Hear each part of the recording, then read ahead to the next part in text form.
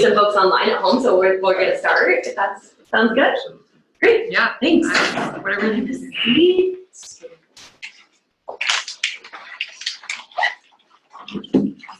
Good. Well, good evening to everyone that's joined us here in Cambridge, especially on a beautiful summer night. Last night was a little bit dicey, so thank you for coming out to Cambridge this evening. And hello to everyone at home. If you don't know, we have folks joining us from all over the world. So thank you for joining us. Good morning, good evening. Hopefully you're not up in the middle of the night. But my name is Katy, Radoll. I'm the Associate Director of Admissions here at MIT Sloan. And I'm joined by my colleague Lindsay Cope, who will be online answering any questions for you, which will sort of, we can answer some of those towards the end as well. I'm also joined by my colleague here with us from the admissions team, Amy Levinson. As we get towards the end of the evening, please come find one of us if you have more specific questions to your situation. We're always happy to follow up afterwards as well.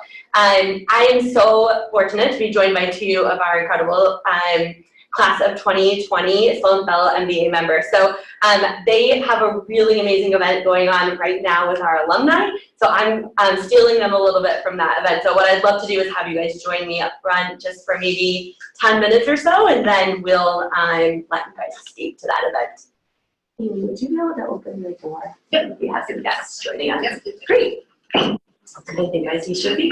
No, that's okay. Hi, welcome. Hey, sorry for being late. You're just fine. No worries. We're flexible around here. We like iteration at MIT, so we're good. So we're going to go a little bit out of order today, if that's okay with everyone. But I think it's great to hear the voices of our students who are just finishing their first summer. I'm gonna put your feet on the spot. Come on up. So what I'd love for you guys to do is just introduce yourselves. Everyone you'll meet today is in the one-year Sloan Fellows MBA program. So they just started in June. Tell us what you were doing before you got here, and then I have some questions that we'll dive into. Awesome. Sound good? Awesome. Great. So I'll kick us off.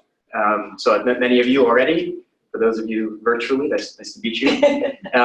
Yeah, so as Katy had said, we are in the thick of it right now in our first semester. It has been a wild but exciting ride.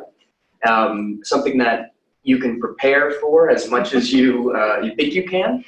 You can talk to people like you're doing now to try to get the inside track and inside scoop.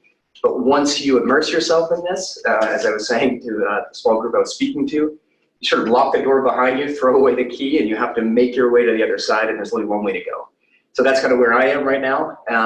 Prior to this, I was an executive at a startup that I founded in 2014, so about 4 years ago.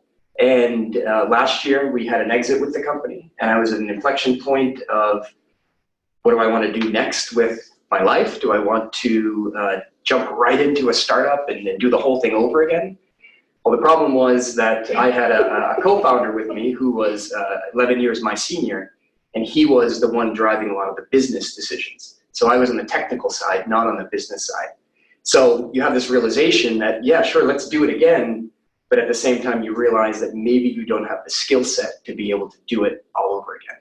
So had that realization, spoke to wonderful people like Katy, learned more about the program, made the decision to apply, got in. I was very excited about that. And at that point, you really have no choice but to go. You're making that effort to apply, and you'll know what that takes. You don't want to say no to such an offer, especially at a place like this. So the goals for me are to learn the skills that I've just kind of been faking up until this point and really understand that I know what I'm doing. And I can tell you that in the first 2 months, which is about 2/3 of the summer program, really am filling in those gaps. So that's where I am now. Come talk to me in a few months and maybe I can add more to this. Karen, I just realized I talked to all of you in advance. You did! I talked to Katy sitting on my front porch in Kenya, petrified that the call was going to fail, which it normally did. And at that point it didn't, and I was super thankful. But I wanted to start off, I think it's difficult to kind of go after Anthony here because he's incredible, but that's kind of the point of the program, is that all of our classmates are incredible. I think these guys are a big part of why I decided to come here and what distinguishes the fellows, and I think that has been really true for me, and just such a fun team to be a part of. I've learned so much more because of all these guys. and I've really enjoyed it. As I mentioned earlier, I was in Kenya directly before this. I lived in rural Kenya, working in social enterprise and microfinance. I did that for 2 years. Prior to that, I worked in the tech startup world in New York. So essentially, went through a couple rounds of startups, a few with good exits, a few where I just exited. And was kind of a little bit burned out by that, so I decided pick up, move to Kenya, kind of get as far from New York City as you can. And then similarly hit an inflection point where I had to kind of decide whether or not I was going to go deep in operations and startups, which is what I was doing, or kind of pivot and try to think through how to take on roles where you're thinking more about strategy and bigger picture type things. And I had found that as much as I loved operations, I wanted a seat at the table more in terms of strategy and kind of the future direction of where things went. I wanted to be someone that wasn't just executing other people's ideas, but was really pushing towards a vision and a strategy that I thought made sense, and wanted to kind of backfill. I was raised in the startup world where you spend a lot of time kind of faking it until you make it, so to speak. I like to think that I already had an MBA from Chaos University. What year? The startup world, right? Exactly, which is what I used to say, which is very true, right? You get a lot of great experience at startups. But yeah, so I came here also to fill in some skills gaps, to think about pivoting functional role and industry a little bit. And really just to kind of be here. I think I only live next door, but I still walk around surprised that they let me in and super excited about it. And I'm like nerd out, like, oh my goodness, you're in. So yeah, that's a little bit of my story, but. Sure. So, hello there. I'm the guy who's always late, so I apologize. My name is Shafiq Barber. I am from Omaha, Nebraska. I'm married, got 3 little children. Actually, I found out we're having a 3rd child when I was actually visiting here. My wife literally called me and she said, I was actually sleeping. She's like, call me when you wake up. And she never does that. So, I called her and she said, hey, we're having a 3rd baby, but, if you want to do this MBA thing, I'm behind you. So I am here and I've got 3 little kids, like I said, they're 3-year-old, a 1-year-old, and a 2 months old. So if you guys are debating if you should do this or not, you should. It's doable. Kind of similar to these guys' stories, I co-founded a company in Omaha about 10 years ago. We build software for agriculture, more on the risk management side of things, to help farmers and livestock operators manage the risk that's involved in their operations. So about 3 years ago, our company got acquired, and I stayed with the company for the past 2 years. And again, like similar to Anthony, I enjoyed that ride. I learned so much from doing it. I had great co-founders, but it came to a point where I don't know if it's a part of being the corporate, part of being in the corporate world or what it is, but I knew I wanted to build another company. But I was just, I was doing the same thing for 10 years. I am on the IT side of things. I was a director of technology. So most of my experience, was revolved around, building, software, product, managing, we had software architects, software engineers. So that's kind of where I focused most of my time. I did not spend a lot of time on the, say marketing side, or the finance. I would interact with it, but not a whole lot. And, I felt that if I were to start a new company, I would need all these skills, because I wouldn't have, all my old co-founders. And again, I was just ready for a reset.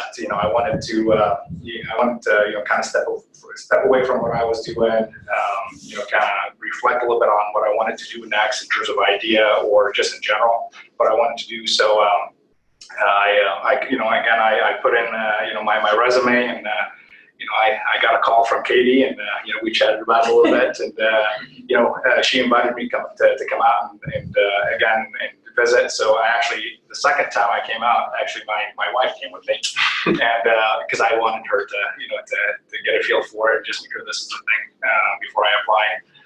And then it was put in an application, and got lucky and got an interview, and here I am today. Having a lot of fun, learning a whole lot of things. You know, all these terms I used to hear in the office, now I actually know what they mean. So that's great. Yeah, I'm loving every bit of it. You know, just you know, great cohort. You know, super smart guys and girls, ladies. Yeah, 2 months into it. The summer is busy. I can tell you that. Hopefully, you know, they promise us, you know, 3 more weeks and it'll get a little bit easier. So we'll see how that turns out. They're still smiling.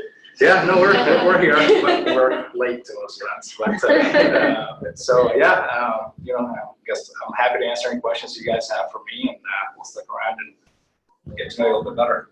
So I'd love, we're going a little out of order. So I'm going to talk more about the curriculum and what the sort of foundation of a general management curriculum at Sloan means, specific to the fellows, but having now almost completed, I think 11 or 12 core classes that you'll have over 3 semesters, which happens in the summer. Is there a standout course or a standout faculty that you know you'll carry forward with you that you could share? We technically haven't finished this course, but it was part of our, so the way it works at MIT is you have 2 halves to a semester, H1, H2. So we had a marketing and strategy class in H1, and I have some experience and background in marketing, and this is with Duncan, who is the professor. I'm sure that you may have heard about Duncan. I think his last name is Semester, so in the first half of the semester. But anyways, he stands out as an excellent professor. He did something that very few can do, which is take an abstract topic like strategy and dumb it down so that you can actually apply it practically. So that class is still ongoing. Technically how it worked this year is we had our classwork done in the first half, and then at the end of the semester we have a 1-day project. So that'll be the final point of that, and I'm looking forward to it. So marketing and strategy with Duncan. Yeah, not surprising. I think honestly one of the big takeaways for me this summer has just been the caliber of all the faculty. I think what's unique to the Sloan Fellows, or at least people have told us, is that we get a lot of the most senior faculty teaching our core classes. And they're not just brilliant people, they're also really good teachers. And they really care about us, and they're very invested in our learning and development, and that's been really cool for me to see. I kind of walk out of every class just like, here's these brilliant people who are willing to do this intensive class for us over the summer, and they actually prefer to teach us, which I have, you know, been a little bit surprised by that that's what they want to do. But yeah, I think Duncan's class is great. I'm a big fan of Vivek's class in operations. I also do really like economics. I kind of nerded out in that class as well. And so for me, I think the economics was great in half 1, and operations management with Vivek, because he makes it applicable to everyone. Even, I mean, I come from an ops background, and I'm like, oh, we should have done it this way. This made a lot more sense. Like, we just sort of like thought through all these other things. And I wish we'd done it that way. But he also, even if you're not from an ops background, he just makes it something that's applicable to everyone. And it really just gets you thinking about it, not just from an operations lens, but also from an investment lens, or you know, just kind of general business. And I think they bring a level of energy and passion to their work, and to teaching us and really developing us, that I've been really impressed with. Yeah. I mean, similar story. I have been enjoying all the classes we've been in. Actually, operations management has been my favorite, and I think for the same reasons. I think Vivek is just able to take something that, you know, I've never thought about before and kind of bring it to a real life, you know, scenario. Kind of in the past, at least in my role, a lot of times, you know, when we're trying to make decisions or we're trying to evaluate, you know, what a competitor is doing, you know, a lot of the decision making happens to be, you know, kind of, you know, you're trying to make an educated decision, and it's, you know, there's a lot of gut feeling, like, you know, I think we should do this, and Vivek just brings it. I mean, he makes it all scientific, and it's just amazing. And so he brings in, you know, you know, we kind of use the case method in several of our classes, and this class specifically. So he's able to bring a real life scenario, a real life company, and you know, just, you know, present the challenge and say, you know, how do you address this? And again, you know, just very scientifically, you know, here's how they solve this problem. And then, you know, he kind of poses these questions in front of us, like, you know, if this was your company, kind of, would you invest in it or not? And again, you know, it's like, you know, yeah. So, And actually, what was the food company that Spice. Spice? Yeah, there's this. I don't know if you guys heard about this company here in town, Spice. They're basically, it's a restaurant. It's all robots that make your meal. Oh, yeah. And he just, he's kind of made it a challenge to the class. Would you put your money into this or not? And he just spends, And so some guys went out and actually tried the food, and I think he's involved in a lot of startups himself. So because that guy, he mentions that every now and then. And so there's a lot of real life application, that goes into his class, which I found very interesting, and especially that kind of in my case, I'm kind of looking, what do I want to do next? Looking kind of for the next thing to be involved in. So he's kind of opening my eyes to a world I never thought about. So. Just an interactive goal. So what is the access to your professors outside of the classroom itself? Because to your point, right, a lot of these guys are entrepreneurs in their own right. They're writing papers, they're publishing, they're doing all kinds of different things. I mean, I'm sure their time is pretty limited, right? And so are you reliant on kind of your cohort to work through some of the questions that you might have coming out of a class, or do you have access to these professors outside of that? If you have a question about like an exam that's coming up or a homework assignment, they're open to that. I think they all have TAs, and the TAs do like a good chunk of the like questions about homework type stuff. I have found the professors very approachable in terms of reaching out and saying, hey, like I have this other thing I want to think through. Can I get your opinion on it? Can I get your thoughts just on how to get started or how to think about it? And I do think that the professors are very invested in the fellows, and if they teach the fellows, they want to make sure that they're successful. Sometimes I think, so I reached out to some professors and they had said, hey, can you wait until the end of this teaching break, or when they're kind of intensely teaching, because it's a lot for them. They teach what would normally be the amount of sessions they teach in a month, they teach in a week. Which is pretty intense, and so one of them asked me to wait until the end of the half, which was like 2 weeks from then. So I tend to think that like if you want to work with them on in-depth homework questions, most of the time the TAs take that, but I think sometimes the professors would. But they're super open if you want to talk about a venture you're thinking about, or just kind of something you were working on in your past organization that you want to think through. That's been my experience. But Yeah, echo everything that you said. There is also an opportunity to do independent study. So it's something outside of the actual core classes. And I'll just mention Duncan again, but all of the professors have offered this. But specifically, he has offered an independent study in the spring that would basically allow us to work with him closely on a one-on-one. And I think he dropped a statistic from last year, something like he ended up working with almost half of the fellows, the entire class had direct access to him to work on a specific project.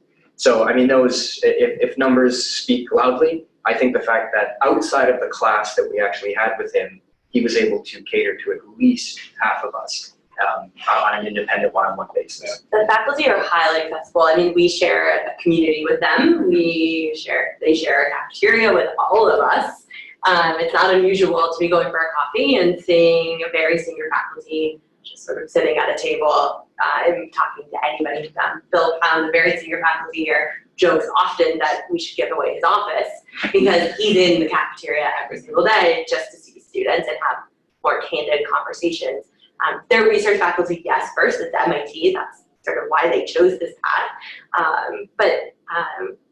Like all of our students that Karen talked about specifically, is that they love teaching the fellows, right? They've grown in their careers, and by teaching in a more senior experienced classroom, like mid-career classroom, they have to think about how to reteach their content. They can't phone in the syllabi that they've been using for 5 years, because your questions are, how do I manage through that tool? How do I manage the manager who the team executes the strategy, versus how do I break a collective bond? I might want to do that in my future job. You're the one asking the questions, not the one actually doing the work at this point in your careers more typically. So you need that language to understand how to manage through the vocabulary.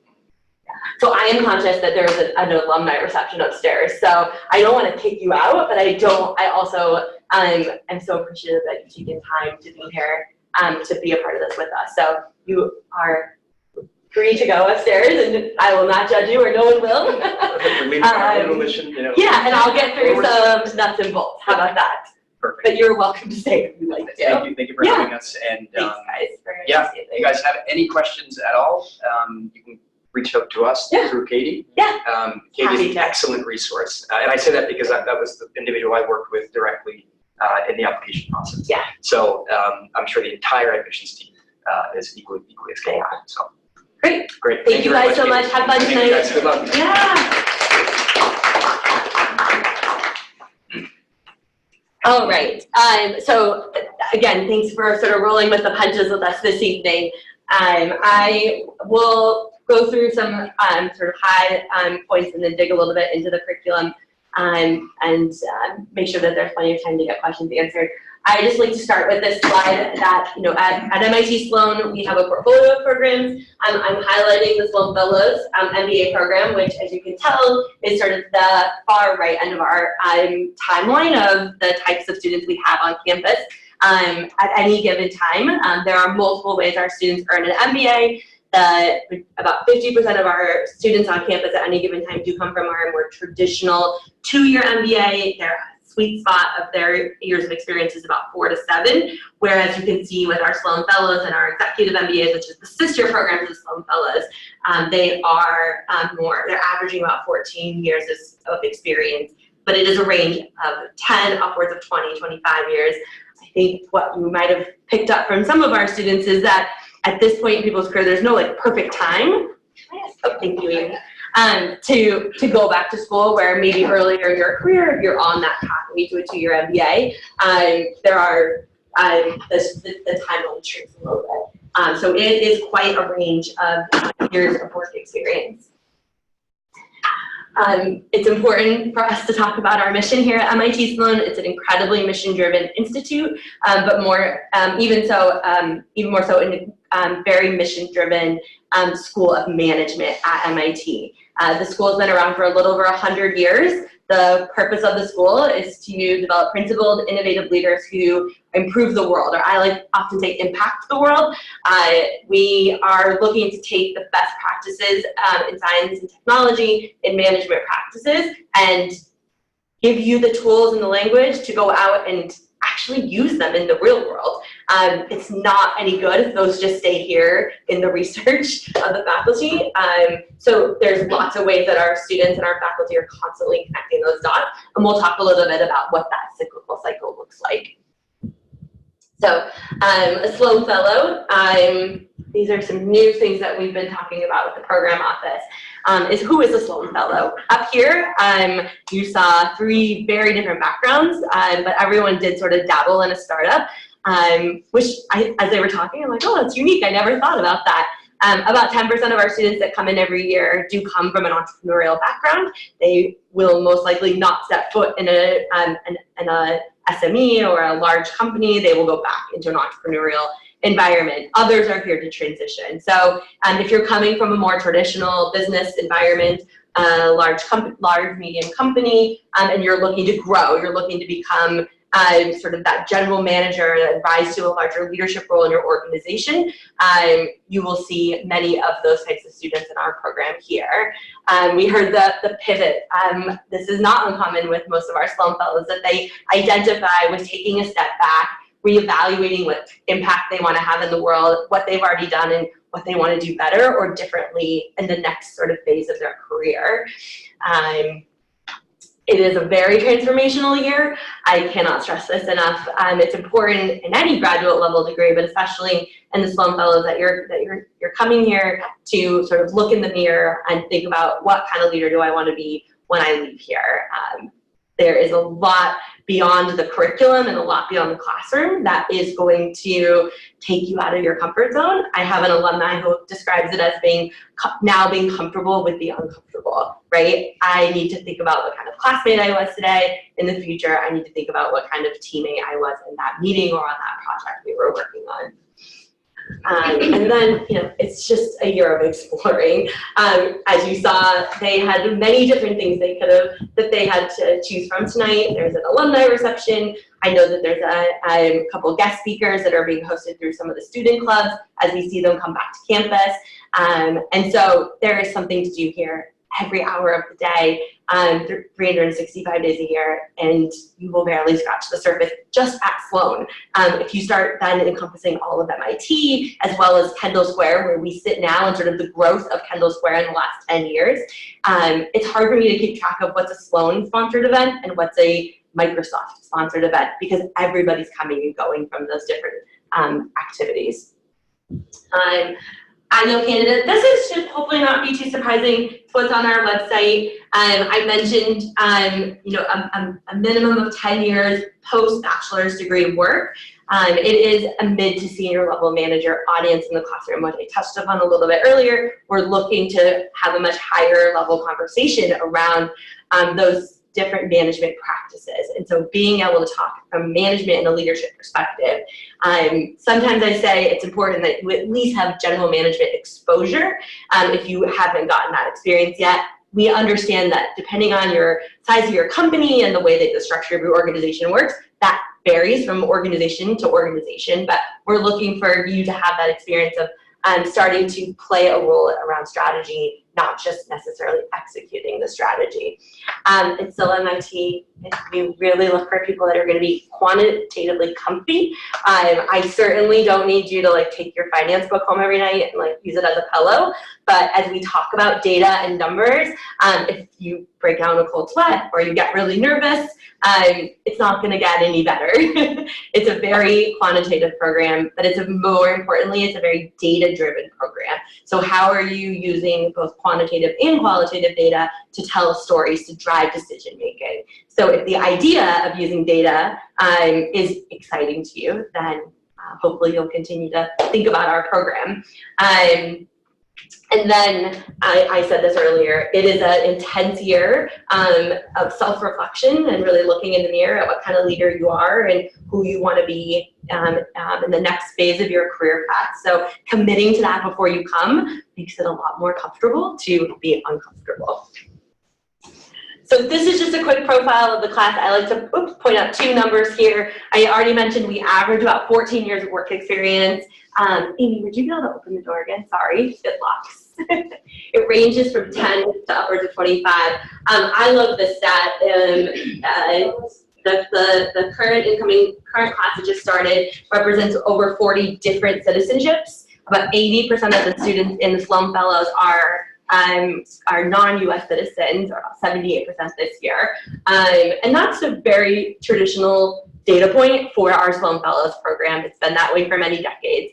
As you look at the greater Sloan community, it balances out a bit more. It's about 60% North American, 40% non-US citizen. If we were to add in second citizenship, and even in some cases third, we'd be well over 50 countries represented in our program. This is a very similar number to the number of industries and number of functions represented in the classroom. So while all of them dabbled in entrepreneurship, health tech, social enterprise, technology, and farming technology, super different industries when you think about it, but all played different functional roles within that industry. So the takeaway for you there is that it's important to us that we're creating a very diverse classroom experience.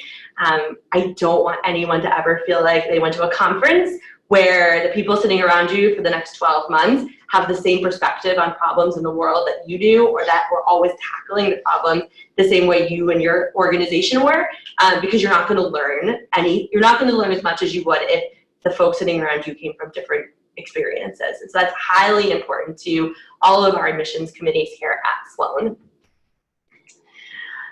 So no surprise, majority of our students will earn an MBA in our Sloan Fellows program. If you're interested in a master's thesis that leads to a master's of science, I'm happy to talk about that a little bit more in depth offline. The most important piece of that is you still complete the core curriculum of the MBA, but you use a majority of your electives to complete a thesis, a master's thesis. There's still research opportunities, as we heard, without having to complete a thesis.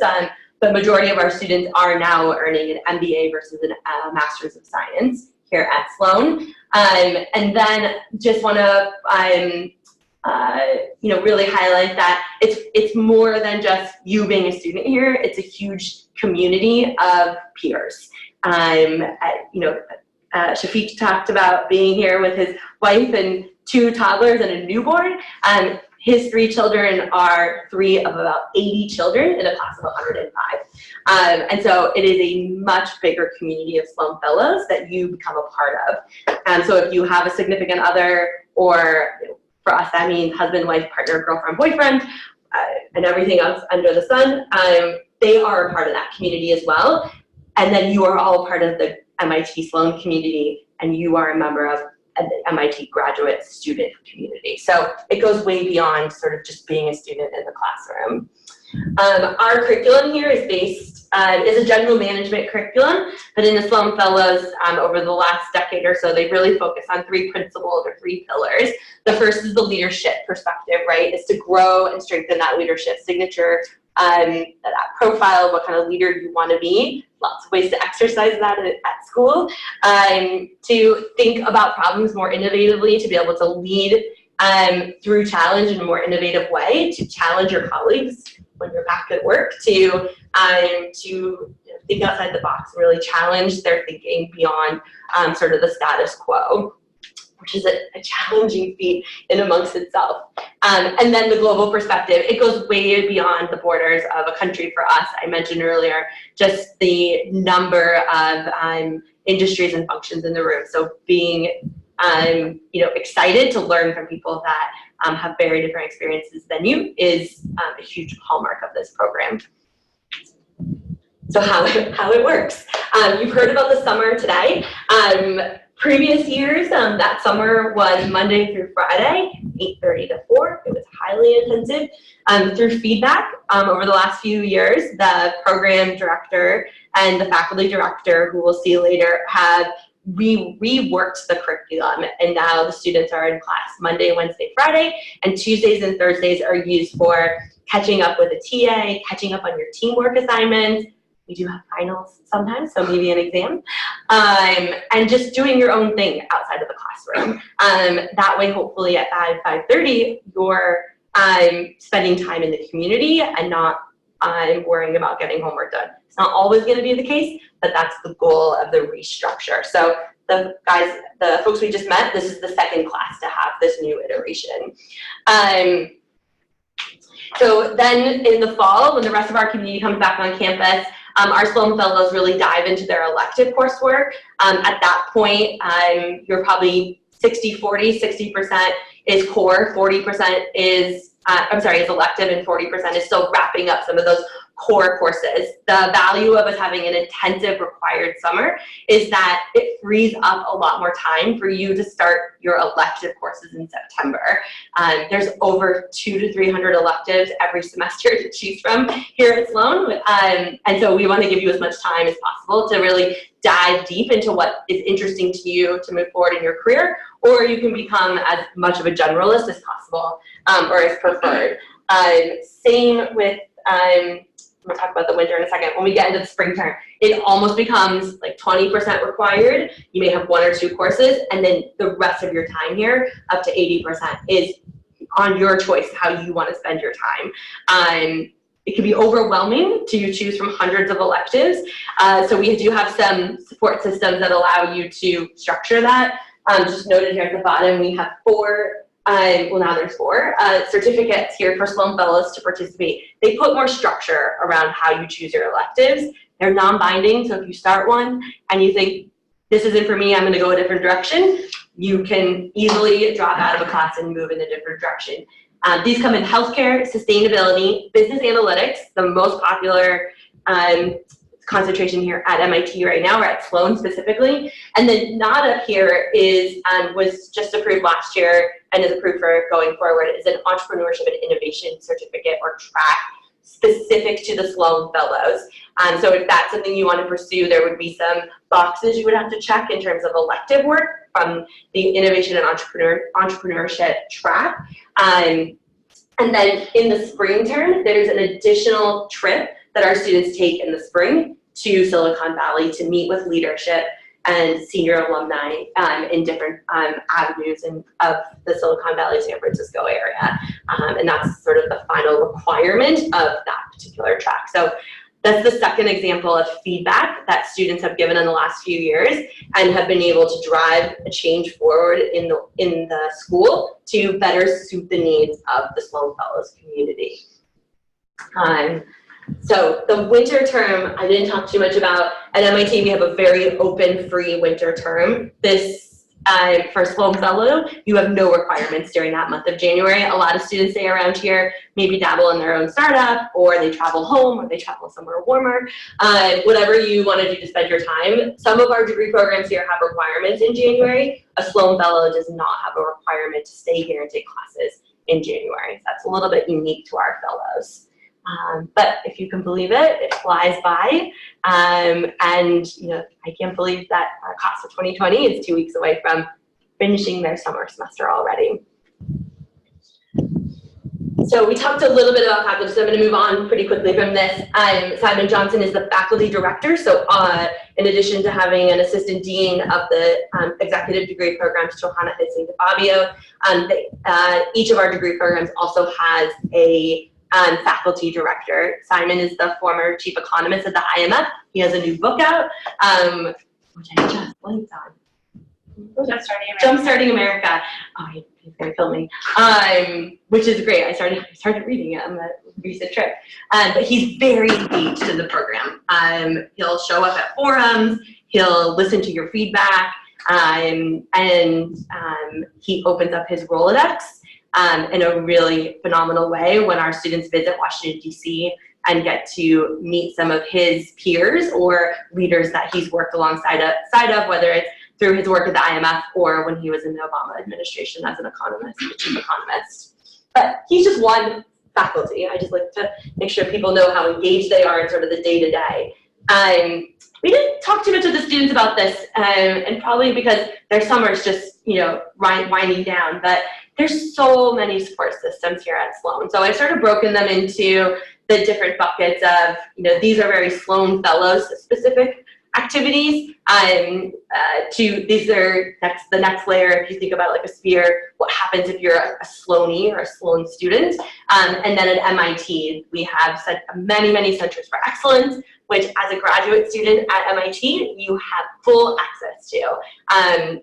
What's different about your degree is that it's 12 months. You still earn the same MBA that any student who goes to MIT Sloan earns. You have the same number of faculty hours, the same number of credits or units earned in order to pursue that MBA. You aren't earning a different version of that degree. You are earning a full MBA, but on a different schedule. I think that's important to point out. A few things I'll point out I think are really fun. One are buddy talks. These are where our students organize these, and it's named after an establishment on campus called the Muddy Charles. But those are times where students share what's really helped develop who they are as a person, and oftentimes become quite vulnerable in sharing sort of where they've come from, why they're here, and what's next for them. And my favorite part of that is what I see happening from a networking perspective. I need to introduce you to this person. Have you met that person? This person is going to help you get that door open for you. And that's what comes out of those conversations. And then the 360 leadership assessment. This is a requirement. All of our Sloan Fellows, before you join the program in June, you'll be asked to complete a 360 leadership assessment based on the leadership model here at MIT. And then over the summer, you will have be assigned an executive leadership coach on our communications and leadership staff, and they will start to walk through that data with you. But when we talk about that transformational experience, what incredible opportunity to show up here on day one with data points that tell you these are your strengths. Keep strengthening your strengths. These are your blind spots. Hopefully you knew they were your blind spots. If you didn't, they're there now. But it's more important to talk about what blind spots do you need to really focus on in order to take that next step in your career path versus I know they're there, they're not going to hold me back, I'm going to keep working on my strengths. And that's what that executive leadership coach is there for you to do.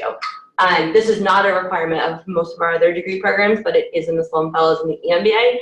And I think it's a fantastic opportunity to start off on the right foot. Skip that. So all of my alumni are upstairs, but you join the MIT alumni community. About 24,000 Sloan alumni in over 90 countries. Every time I go out in the world and have an info session or a breakfast, they show up. Even if they didn't sign up on my web link, they still show up. I'm always fascinated when I turn around and there's 10 people in the room that I didn't expect to see there. It's an incredible community of people. Here we're just sort of highlighting the entrepreneurial ecosystem, over 30,000 active companies in the MIT entrepreneurial alumni ecosystem. A couple of years ago, McKinsey did a study for us that said if you were, that the total annual revenue of the MIT Sloan alumni ecosystem is just shy of $2 trillion, which at that time put it just behind Brazil as the 10th largest economy in the world. And I just think sometimes we don't highlight that enough, how impactful our students are, our alumni are in the world after they transition out of being a student here. So before I go into how do you do this, I've been talking a lot. What questions do you guys have? Take a couple before I move on. We've answered all of the questions. Do we have any questions from the web? We do. Great. And maybe this comes with application, but can Yeah. you talk about maybe how students find the program and scholarship opportunities? Yes, I'm happy to.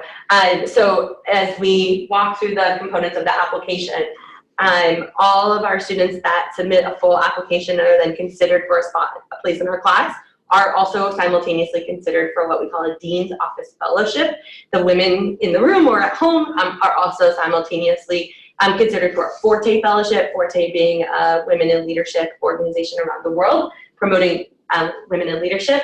There's no separate application for a Dean's Office or a Forte Fellowship. It is part of our admissions team process.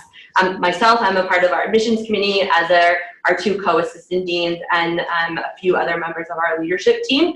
We don't use our current students or our alumni in that process. It allows us to calibrate more closely across all of our applications and really consider everyone individually. There are a lot of other fellowship and scholarship opportunities out there that you can apply to. I would say my recommendation would be simultaneously or in conjunction with.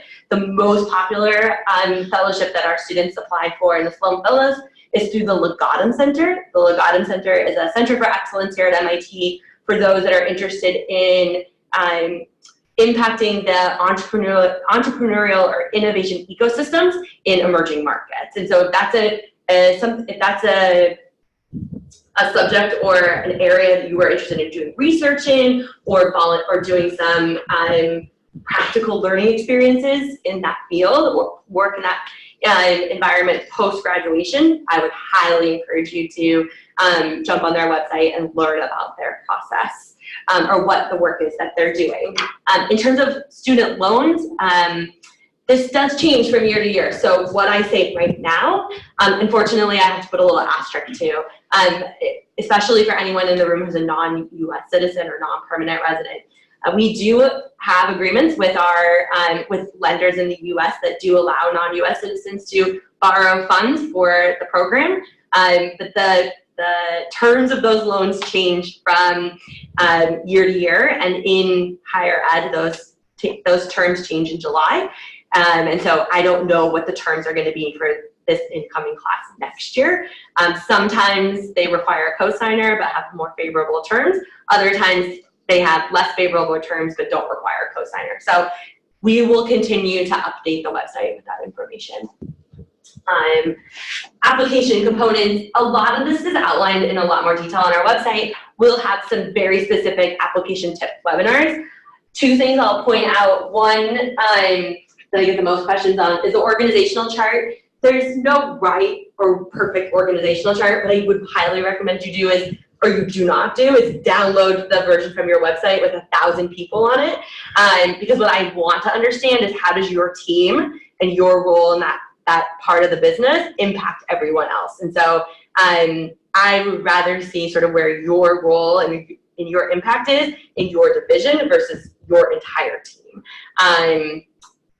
For example, if I were to put the recruiting team here at Sloan, I would be closer to the top, but if I were to put myself on an org chart for all of Sloan, I would be pretty close to the bottom. And so it's hard to see my impact at that point. There are a few examples on our website, just make sure I can find you. And if you're coming from an organization where privacy is a challenge, we understand you do what you're comfortable with. We know that there are certain industries out there that giving us that level of detail is prohibited. So if you have specific questions, you can reach out to us also offline. And then my favorite, the video statement. This is not meant to be professional. Please do not hire a film crew. Just use your phone, or have your family or friend, family member or friend use your phone. You can have fun with this. This is the way that we learn about your communication style. It's where we learn a little bit more about your personality. We have a pretty slim business school application, getting slimmer by the day or by the year. We only require 1 letter of professional recommendation now, not 2. We do ask for 2 additional references that we could reach out to should we want to fill in any more gaps. This is an iteration. We've never done that before.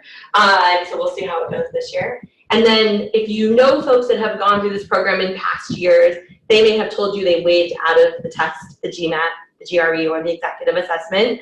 That is no longer a waivable component. Everyone who submits an application does need to submit a GMAT, a GRE, or an executive assessment. I have no preference which one you take. I mean that. You take the one that makes the most sense for you. The EA, or the executive assessment, is the newest of these tests on the market. It was developed by our peer schools in the EMBA market a couple of years ago. We sort of let them test it out, and we're happy with the results they shared with us. So last year we started accepting the executive assessment as well. It's a executive version of the GMAT. I'm told, I've not taken it, it takes about a weekend's worth of time to prepare for and 90 minutes to complete, where the GMAT can take months to prepare for and 3 to 4 hours to complete. So think about your time. But I'm a very honest, transparent person. If you're thinking about applying to any of our peer school programs, they do not all accept the EA. So I hate to encourage you to think about it and then find out down the road that they won't take it. So there's my honest, transparent self. All of our interviews are required to be in person, and they are either here on campus, or we do travel around the world to major markets and interview throughout our round 1 and round 2 and round 3.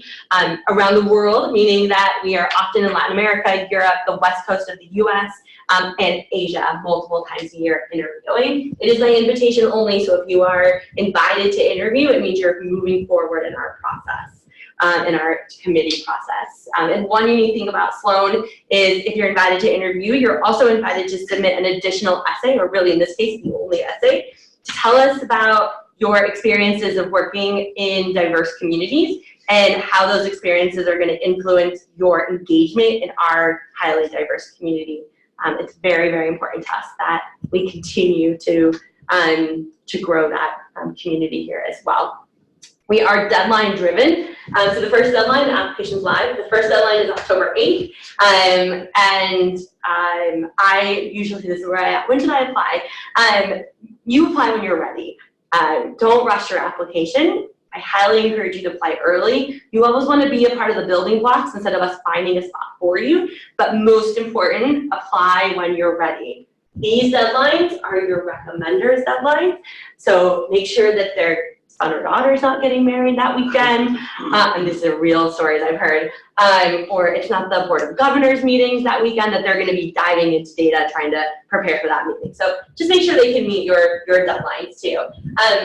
Because we're deadline driven, we are not reviewing applications from October 8th until February 10th. If you submit on October 10th, we will roll you forward into round 2. Because we travel so much for interviews, it allows us to have that cadence and that travel schedule planned for our team when we travel.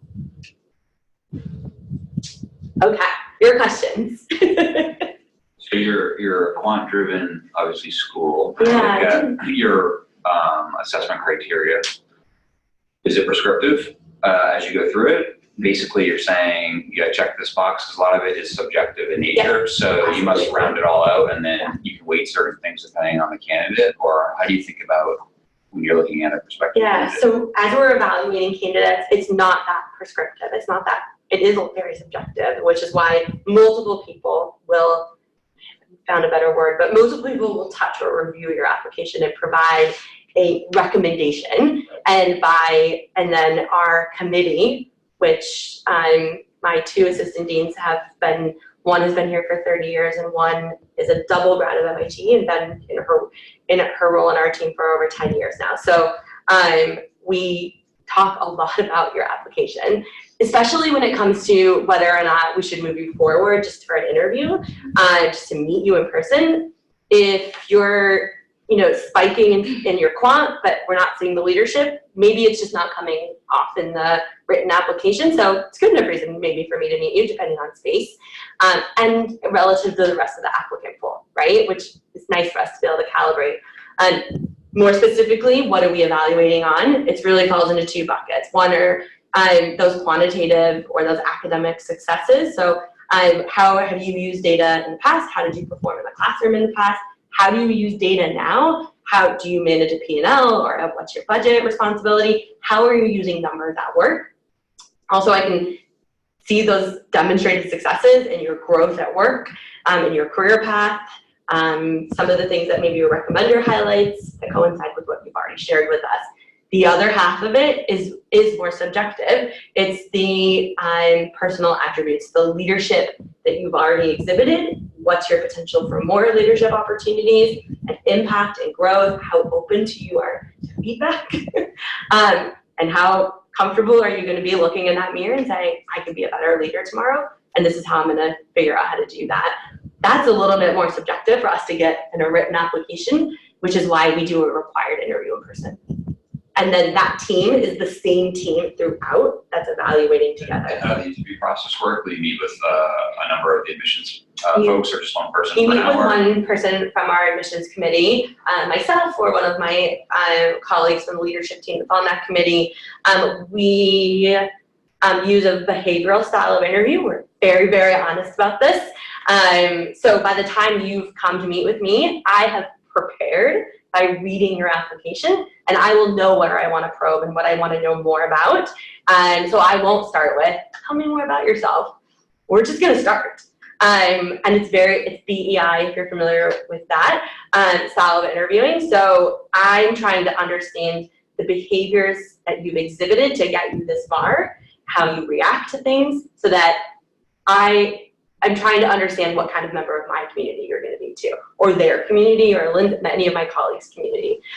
Because I feel really strongly that behaviors are harder and harder to change the more experience we get. And so I'm just trying to get more stories out of you and more data out of you. Yeah. Thank you so much. Yeah. I have two questions quickly. Yeah. First one is this executive assessment range. Mm-hmm. How does that convert to GRE? What is the rough sort of GRE/GMAT range? I don't know. I have to think about okay. Yeah. Follow that So up. 150 out of 200. So the maximum on EA is 200, and we would say aim for a 150 or higher. It's probably close to like a 700 on the GMAT, give or take. Okay. That helps. Yes. Yeah. But it's a range. It's a range. And I've forgotten my second question. That's but that's okay. Yeah. I'll come back. And I'll say, you please reach out to us if you guys walk away and you're like, that's the one question I had. We're here to answer your questions. We're not here to like keep the mask on and and it's not a secret. I'll be as transparent as I always can. I'm here to advocate for you. My colleagues in the room are here to advocate for you. So we love to get to know you. We love when you pop up on the screen in a committee meeting and I'm like, I remember, and I can advocate for you because I got to know you a little bit differently than everyone else in the room. That's our jobs. Yeah. With the 3 different career paths that you outlined here, the advanced, switch, and launch, would you say that the program's kind of equally weighted between those three different parts, or I think you said earlier there's about 10% Yeah. entrepreneurial background. Yeah, so I said earlier, I'm a very transparent person, and I like to be honest. I think a lot of students come here thinking, I'm gonna be an entrepreneur, I'm not going back to that MNC or that big company I was at. And the reality is you had a pretty lucrative paycheck, and you may have people that are depending on that paycheck.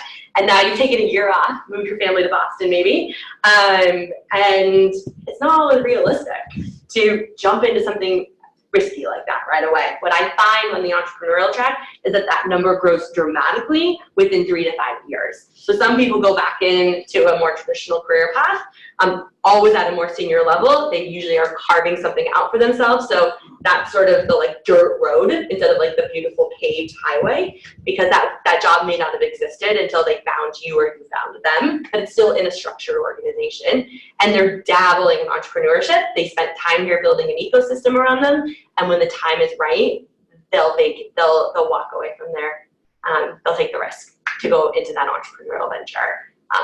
The thing that's great is my team that sits right here is my career development office, and they're there from day one to support. They're one of those support systems. At this stage in your career, traditional on-campus recruiting is probably not what you're looking for. Those are fairly junior roles. You're looking to be at a much senior level when you graduate. You probably already have roles that are more senior than those post-MBA post-MBA roles. And those kinds of jobs are what I would call like just in time. They're not posted in October to start in June. They come up in February because budgets are turning over, or the board of directors is changing, or someone's vacated their role and now it's open. And so building a relationship with the career development office from day one is so important, because they're going to help you navigate when that opportunity comes up. How do I start these conversations with this person I met in the community, or I got an opportunity to carve something new out? How do I sell myself? What's my brand? If you do all that work in the fall and the spring, when that opportunity presents itself, you're ready for that. So some of it is built into your curriculum, and a lot of it is one-on-one. It's just pulling that resource towards you. It's also a resource for life. So just because maybe you leaned on it just a little bit as a student, in 5 years when you're ready for that next leap or something new presents itself, you can come right back here. There's a team within the team that focuses on supporting our alumni as well. But it is different than a 2-year MBA. It's not as well-oiled machine, because those jobs are just a lot junior. What we're finding is in our 2-year MBA, 60% of the class that just graduated didn't take a job from on-campus recruiting, which is a very traditional format here in business school. They found their jobs through the networks. Not as clean cut. They may have been the first MBA ever hired. They may have been the first Sloanie ever hired. That's what we call our students affectionately. And so I think that the industry is changing, but our Sloan Fellows have been doing that for years.